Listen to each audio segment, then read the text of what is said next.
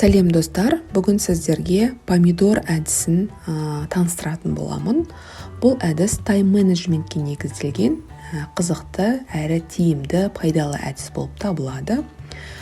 Үнемі WhatsApp-ға, Instagram-ға немесе түрлі ойыңызды басқа да нәрселерге алаңдап, өзіңіздің жұмысыңызға көңіліңізді дұрыс бөле алмай жатсаңыз, осы әдісті қолдана аласыз.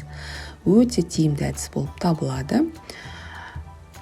Күні бойы пайдалы да пайдасыз SMS-терге алаңдап, өзіңіздің жұмысыңызды уақыт істей алмай жүрсеңіз, осы сізге помидор әдісін ұсынатын боламын. Уақытыңызды үнемдеп, жұмыстарыңызды өнімді ете аласыздар. Бұл әдіс помидор техникасы деп аталады. Ал екінші атауы кличкасы 25 минут. Яғни тайм-менеджментте осы екі атаумен белгілі. Бұл әдіс өзін-өзі мойындатқан әдістердің, тәсілдердің ішіндегі ең қарапайым және де эффективтісі деп айтуға болады. Бұл техниканы кез келген саладағы маман немесе студент, оқушы қолдана алады. Бұл әдісті тіпті үй шаруасын атқару барысында да пайдалансаңыздар болады. Яғни кез келген адамға қолдана беруге болады. Бұл әдістің тарихына қысқаша тоқталып өтетін болсақ, 1980 жылы итальяндық студент Франческо Чирило өзінің Италияда оқып жүрген кезде жазғы демалыстан кейін, жазғы демалыста жалғаулыққа бой алдырып, өзінің жаңа оқу жылы басталған кезде әбден қиналады. Әбден қиналғаннан кейін ол жаңа оқу жылы басталып, уже бірінші сессиясы жақындай бастаған кезде қорқа бастайды.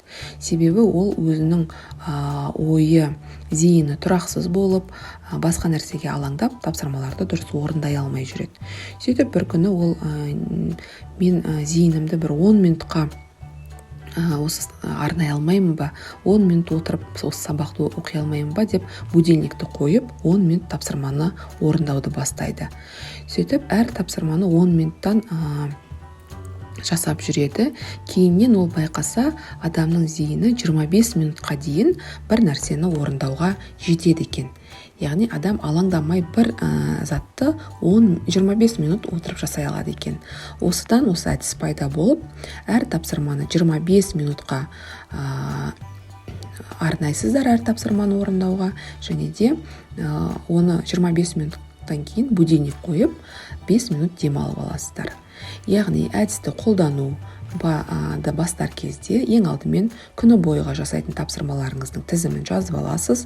Оның ішіндегі ең маңыздысынан бастап жазасыздар. Содан кейін будильнигіңізді 25 минутқа қосып, тапсырманы орындауға кірісесіз. 25 минуттан кейін 5 минут үзіліс жасайсыз. Осылайша тапсырмаларыңыздың барлығын орындағанша 4 рет осылай 25 минуттық таймер арқылы 5 минут арасында демалып отырып, тапсырмаларыңызды зейін қойып орындайтын боласыздар. Телефондарыңыздың барлығын алдымен өшіріп тастайсыздар, және де әр 25 минут будильникті қоя отырып, тапсырмаларды орындап отырасыздар. Яғни ешкімге ешқандай көңіл бөлместен осы бір зейіндеріңіз тек қана осы жұмыста болады. Яғни сол кезде жұмыстарыңыз өнімді болады. Осылайша тапсырманы тағы да айтып өткенімдей 4 рет қайталап қойып, осы 4 рет жасап шыққаннан кейін біз 30 минутқа үлкен, 30 минут 1 сағатқа үлкен үзіліс жасасаңыздар болады. Содан кейін барып қайтадан осы 25 минуттық әдістеріңізді қайтадан қайталап шығасыздар. Яғни сонда 25 минут тапсырма орындайсыз, 5 минут үзіліс. 25 минут тапсырма орындайсыз, 5 минут үзіліс. Яғни 1 сағат кетті, және де осылай тағы да 1 рет қайталанады, 2 сағат кетті. Сол 2 сағаттан кейін үлкен үзіліс жасайсыздар. Сол кезде осылайша тапсырмаларыңыз аяқталғанша зейін қойып, осы әдіспен тапсырмаларыңызды толық орындап, сабақтарыңызды зейінмен оқып шықсаңыздар болады. Өте керемет әдіс, пайдалануға ұсынамын.